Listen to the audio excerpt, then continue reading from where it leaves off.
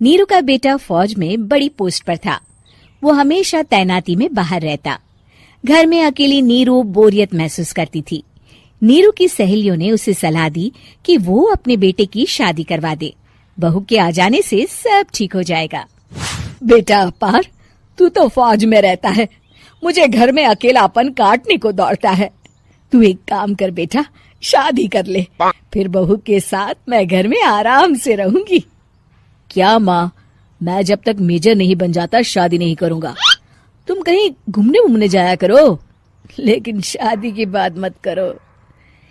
इतना कहकर अपार वहां से चला जाता है, लेकिन जाते वक्त उसे माँ की भी चिंता रहती है। एक दिन दरवाजे की घंटी बजती है। नीरू दरवाजा खोलती है तो सामने एक सुंदर सी लड़की साड़ी पहनकर सर पर पल्लू रखकर खड़ी होती है। कौन हो तुम बेटा, और तुम्हें किसने भेजा है?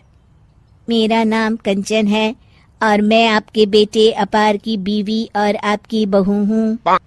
तभी घर का फोन बजता है। नीरू फोन उठाती है तो अपार का फोन होता है। माँ, कंचन आ गई।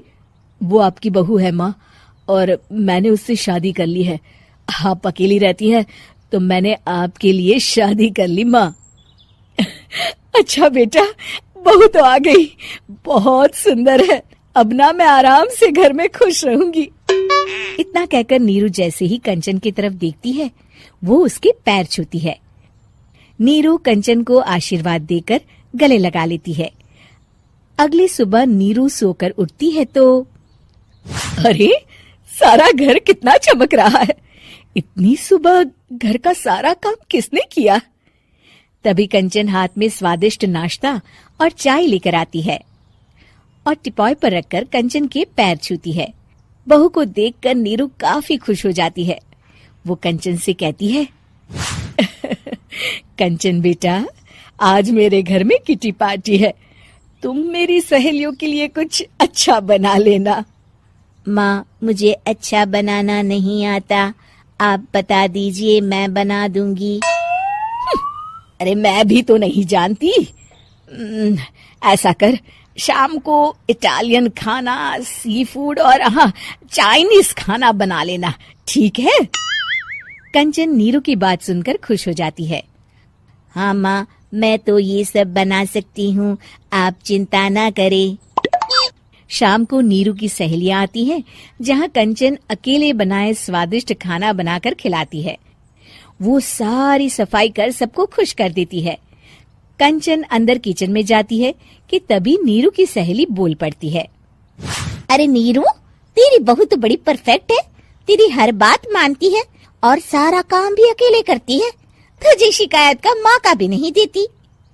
लेकिन क्या फायदा, बेचारी नीरू का जीवन तो बहू के आने के बाद भी बोरिंग का बोरिंग ही रहा। क्यों, ऐसा क्यों बोल रही है? अब तो मेरे साथ मेरी बहू भी रहती है। हाँ, रहती तो है, लेकिन मैं ऐसी लड़कियों को बहुत अच्छे से जानती हूँ। ये सारे काम इसलिए करती है कि तुझे लड़ाई करने का कोई मौका ना मिले और तू फ्रस्ट्रेट हो जाए, समझी?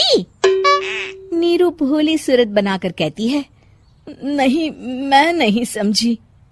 अरे, घर में सास बहू की लड़ाई ना हो तो घर भी भला घर लगता है क्या? मेरे घर में ही ले ले।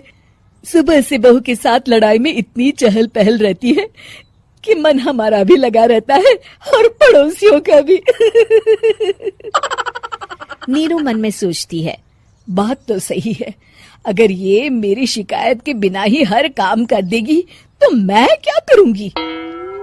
रात को नीरू सोने के लिए कमरे में जाती है, जहाँ कंचन उसके पैर दबाने लगती है। नीरू को अच्छा तो लगता है, लेकिन वो किसी भी तरह से उससे लड़ाई करना चाहती है। बहू, दर्द पैर में नहीं सर पर है और तू मेरे पैर दबा रही है। मैं सर दबा देती हूँ माँ जी। ये कहकर वो उसका सर दबाने लगती है। तू एक काम कर, मेरे लिए बादाम वाला दूध ले आ, जा। कंचन जाकर सास के लिए दूध ले आती है। अब नीरू उसे जो कहती कंचन झट से कर देती। बहू, जरा छत से जाले निकाल दे। जी माँ जी। कंचन 5 मिनट में ही पूरे घर के जाले साफ कर देती है। नीरू तो देखती की देखती ही रह जाती है। कमाल है, ये तो हर काम कर रही है। तरस गई मैं तो इससे लड़ाई करने को। इतना कह के नीरू चली जाती है।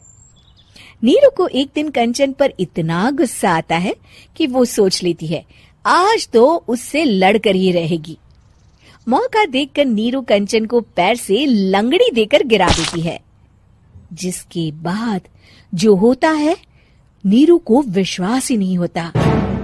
जमीन में 2 भागों पर गिरी कंचन के सारे पुर्जे बिखर जाते हैं। स्प्रिंग और उसके अंदर से रंग बिरंगी लाइट जलने लगती है। तभी घर की घंटी बजती है। नीरू डरकर दरवाजा खोलती है तो सामने अपार खड़ा होता है। क्या हुआ माँ, तुम इतना डर क्यों गई? कंचन ने कुछ किया क्या? कुछ कहा क्या उसने? मैं अभी बताता हूँ। तभी अपार की नजर कंचन पर पड़ती है। अरे माँ, तूने ये क्या किया? कंचन को तोड़ दिया। तुम्हारी खुशी के लिए मैंने रोबोट को तुम्हारी बहू बनाकर भेजा था, जिससे तुम्हारी हर इच्छा पूरी हो और तुम खुश रहो। माँ, ये तो इंसान थी भी नहीं, इससे तो गलती हो ही नहीं सकती थी। फिर आपने इसे क्यों तोड़ा? क्या गलती थी इसकी माँ? बेटा, इसकी सबसे बड़ी गलती ये थी कि ये इंसानों की तरह सास से लड़ाई नहीं करती थी।